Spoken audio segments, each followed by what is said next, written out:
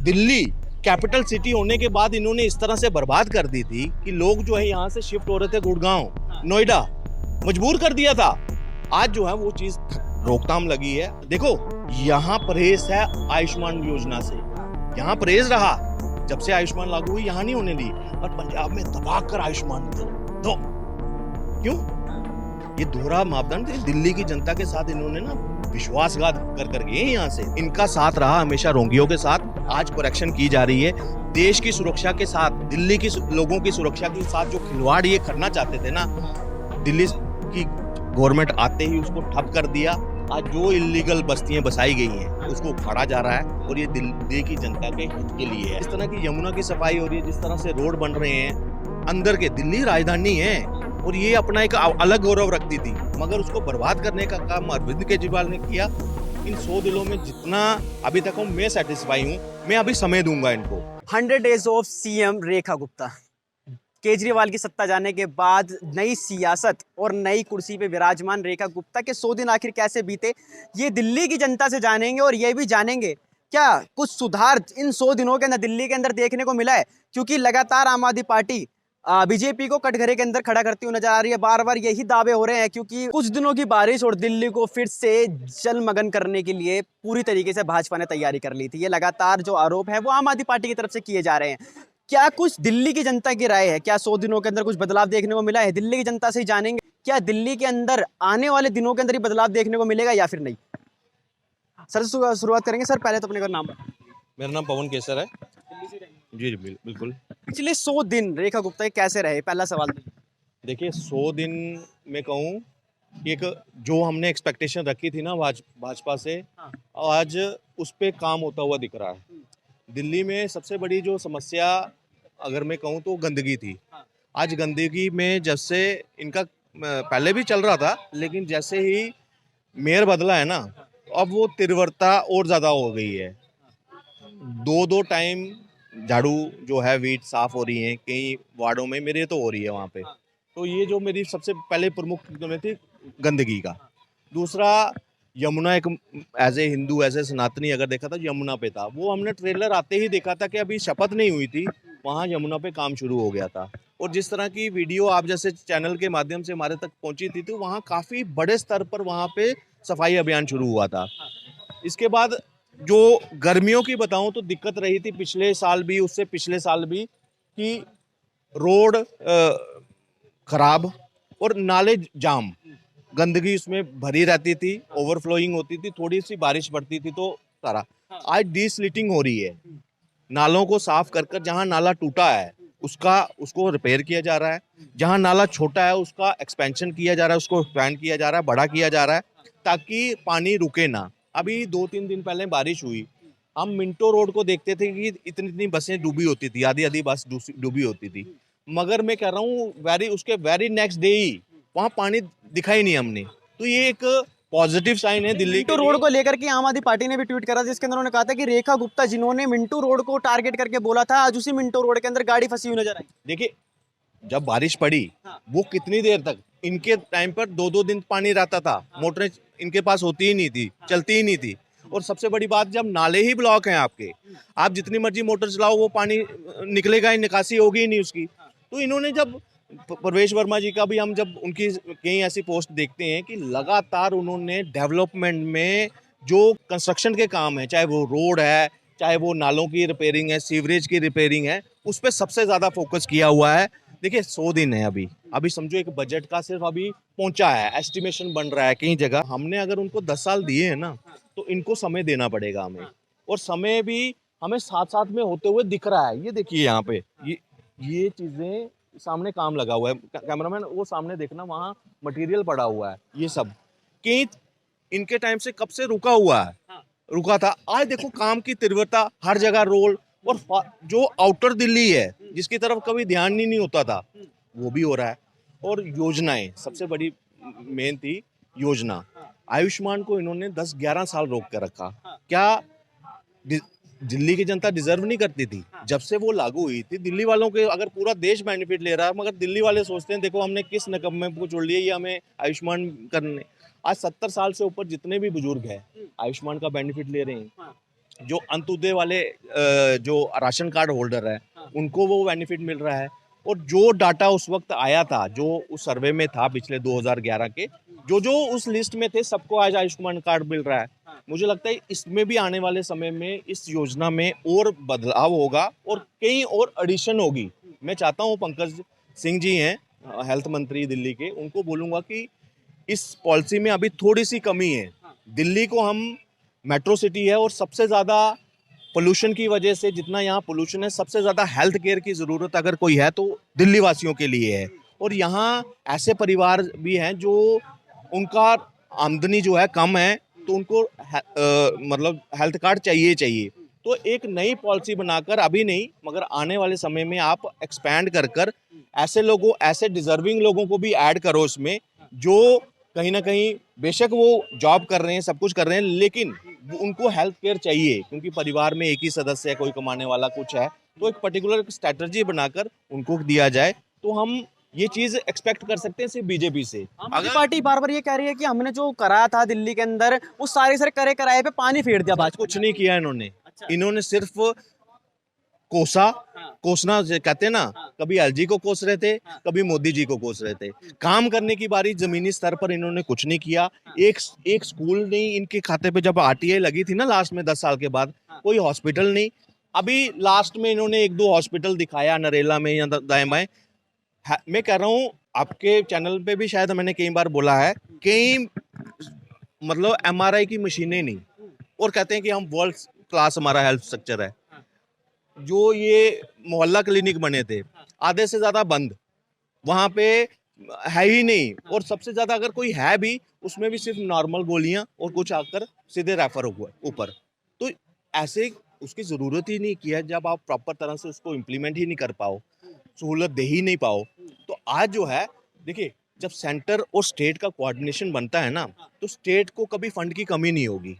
और वो चीज दिख रही है, जिस तरह की यमुना की सफाई हो रही है, जिस तरह से रोड बन रहे हैं अंदर के, दिल्ली राजधानी है और ये अपना एक अलग गौरव रखती थी, मगर उसको बर्बाद करने का काम अरविंद केजरीवाल ने किया। इन 100 दिनों में जितना अभी तक हूँ, मैं सेटिस्फाई हूँ। मैं अभी समय दूंगा इनको, और क्योंकि काम प्रत्यक्ष रूप से दिख रहा है ना, तो मैं पूरा टाइम दूंगा और इनके साथ हूँ। अभी गरीबों के घरों पे बुलडोजर चलाया जा रहा है। गरीब नहीं, इलीगल, जो जिन्होंने इलीगल कब्जा किया है, इलीगल इंक्रोचमेंट की है, देखिए इनका साथ रहा रोंगियास के साथ, इनका साथ रहा जो रोंगियों के वोट बना बना कर ये जीतते रहे। जब उनका वोट कटे, ये धराशायी हो गए। तो ये समझो, एक इनका जो जीतना है ना, वो कहीं तक फॉर्जरी है हमारी डेमोक्रेसी के लिए। ये उनके साथ उन्होंने धोखा किया, लोकतंत्र के साथ इन्होंने धोखा किया कि आप क्या कर रहे हो। बाहर के जो लोग हैं उनके वोट बना बनाकर, इनका एक पार्षद पकड़ा गया था ना, उसका नाम आया था कि वो उनके लेटर हेड पर दे देता था कि मैं इनको जानता हूं, और फिर उसका आधार कार्ड बन जाता था, वोटर कार्ड रहता, एक ही बिल्डिंग में 60-60 वोट, जिसमें अंदर कोई है ही नहीं। तो वो एक तरह की फॉर्जरी की इन्होंने देश के लोकतंत्र के साथ। जैसे ही उसकी करेक्शन हुई, खत्म हुई। ये चीज पूरे देश में होनी चाहिए। और ये जो झुग्गी झोपड़ी हट रही है ना, मैं कहता हूँ एज ए दिल्ली वासी मैं खुश हूँ। खुश क्यों हूँ इससे? आज दिल्ली में पानी की किल्लत रहती है गर्मियों में, वो पानी ऐसे लोग यूज कर रहे हैं क्योंकि वहाँ इलीगल कनेक्शन है, पानी मिल जाते हैं, इनको टैंकर पहुंच जाते थे। आपने देखा होगा वहाँ पे क्या नाम है, आदर्श नगर में, वहाँ प्रॉपर इनके लिए प्रॉपर वो एक वायरल हुआ था कि हमें यहाँ पे खाना भी मिल जाता है, हमें राशन भी मिल जाता है, हमें टैंकर भी आ जाते हैं, हमें बिजली भी आ जाती है। मतलब वो देश के रिसोर्सेज को इलीगल इमिग्रेंट्स हैं, वो जो क्या कर रहे हैं, उसको यूटिलाइज कर रहे हैं। आपका हक का रिसोर्सेज वो यूज कर रहे हैं, आपके हक टैक्स के पैसे को वो यूटिलाइज कर रहे हैं, जो देश में सबसे ज्यादा क्राइम कर रहे हैं। पूरा अगर देखा जाए, मैं आउटर में अपने वार्ड की बात हूँ, सबसे ज्यादा जो फोन को छीनने वाले, चोरी करने वाले, चेन स्नैचर या ड्रग्स तस्कर, ये सारे उसी से तो आ रहे हैं। कबाड़ पे सबसे ज्यादा कब्जा इन्होंने पार्कों को एक तरह का कबाड़घर बना दिया। पार्कों को इलीगल, मतलब अलग तरह से ही, कभी कोई फंक्शन हो रहे हैं, लोगों के लिए नहीं है, कमर्शलाइज कर दिया उसको, पार्किंग बना दी। और अगर कोई एक छत डालनी है ना, किसी ने, कोई गरीब अगर छत डालेगा तो पहले पार्षद को पैसे देने, 2-2 लाख 3-3 लाख। ये भ्रष्टाचार सिर्फ और सिर्फ आम आदमी पार्टी ने किया। आज उसमें जब सुधार हो रहा है, और रेखा गुप्ता जी कह रही है ना कि मेरे लिए 24/7 काम करना है दिल्ली के लिए, कोई छुट्टी नहीं है। तो ये कहीं ना कहीं हमें एक आस देता है कि नहीं, दिल्ली जो है अपने पुराने गौरव की तरफ लौट रही है। आम अगर आदमी काम पार्टी तो होगा- लेकिन ये भी कह रही है ना सर कि दिल्ली के अंदर जैसी भाजपा की सरकार बनी, इन्होंने सड़कें खराब कर दी, पानी भरने लग गया, उसके बाद में लाइट नहीं आ रही है और घरों में पानी भी नहीं पहुंच पा रहा है। आप कह रहे हैं लाइट नहीं आ रही, पिछले दिनों तूफान हाँ। रहा सब कुछ।